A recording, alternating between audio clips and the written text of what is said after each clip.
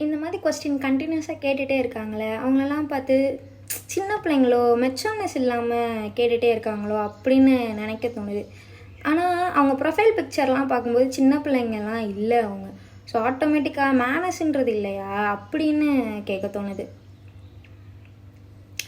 ஒருத்தவங்க ஒரு விஷயத்த ஷேர் பண்ண விரும்பலைன்னா அது அவங்களோட தனிப்பட்ட விருப்பம். அதை திருப்பி திருப்பி இப்படி கேட்குறது எந்த வகையில் கரெக்டுன்றது தெரியல. அதெல்லாம் தாண்டி ஒரே ஒரு விஷயந்தான், ஸ்கின் லைட்னிங் க்ரீம்ன்றது எப்படினாலும் உங்களோட ஸ்கின்னை ரொம்பவே சென்சிட்டிவாகவும் ஹார்ம்ஃபுல்லாகவும் தான் ஆக்க போகுது. உங்களை ஏதோ ஒரு பிரச்சனையில் தான் இழுத்து விட போகுது. அப்படி இருக்கும்போது ஏன் அதுக்காக இவ்வளோ?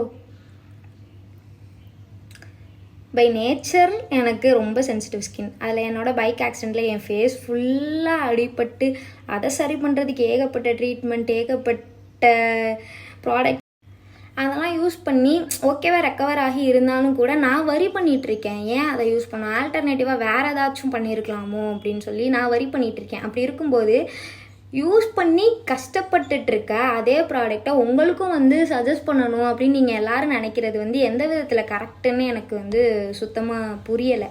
அது ஒரு விஷயம். இன்னொன்று, ஸ்கின் கேர் ப்ராடக்ட் ப்ரொமோட் பண்ணுங்கள், பெய்ட் ப்ரொமோஷன் அவ்வளோ இருக்குது என் டிஎம்மில். நான் பண்ணணும்னு நினச்சா அதை பண்ணலாம். இவங்க என்ன கேட்டுட்டு தானே இருக்காங்க, நமக்கு காசு கிடைக்கிறதில்ல, நம்ம என்னத்தையும் ஒன்று சொல்லி விடுவோம் அப்படின்னு சொல்லி அதையும் கூட பண்ணலாம். ஆனால் தப்புன்னு தெரிஞ்சும் அதை பண்ணக்கூடாதுன்னு நினைக்கிறவங்க தான் தப்பாக போட்டுறாங்க. அப்புறம் இந்த மாதிரி லாஜிக்கல் ரிப்ளை நம்ம எதனாச்சும் கொடுத்துட்டோம் அப்படின்னா சர்க்காஸ்டிக்காக பேச வேண்டியது. உங்கள் மூஞ்சி ஒரு கலரில் இருக்குது, உங்கள் கை ஒரு கலரில் இருக்குது அப்படின்னு. ஒரு டவுட்டு, உங்கள் தட்டில் சாப்பாடு எதுவும் குறையுதா எனக்கு இப்படி இருக்கிறனால? ஏன்னா அது எனக்கே பிரச்சனை இல்லை. ஏன்னா எனக்கு தெரியும் நான் பர்சனலி எவ்வளோ விஷயங்கள் கோத்ரூ பண்ணிகிட்ருக்கேன், எந்த விஷயங்களால சஃபர் ஆகிட்டுருக்கேன் அப்படின்னு. அப்படி இருக்கும்போது கையில் ஃபோன் இருக்குது அப்படின்றதுனால என்னன்னாலும் நம்ம கமெண்ட் பண்ணலாம், என்னன்னாலும் பேசலாம் வைக்கலாம் அப்படின்னு சொல்லிட்டு இருக்கிறவங்களுக்கெலாம் டைம் கொடுத்து நான் எக்ஸ்பிளைன் பண்ணுறதே ஃபஸ்ட்டு தப்பு. ஆனாலும் கூட ஒரு எக்ஸாஸ்ட் ஆகி தான் இந்த வீடியோவே எடுத்தேன். அதையும் விட ரொம்ப வருத்தமாக இருக்க விஷயம் என்னென்னா, முன்னாடியாச்சும் சில பொண்ணுங்க கேட்டுட்ருக்குங்க, இப்போலாம் பையங்களும் கேட்க ஆரம்பிக்கிறாங்க.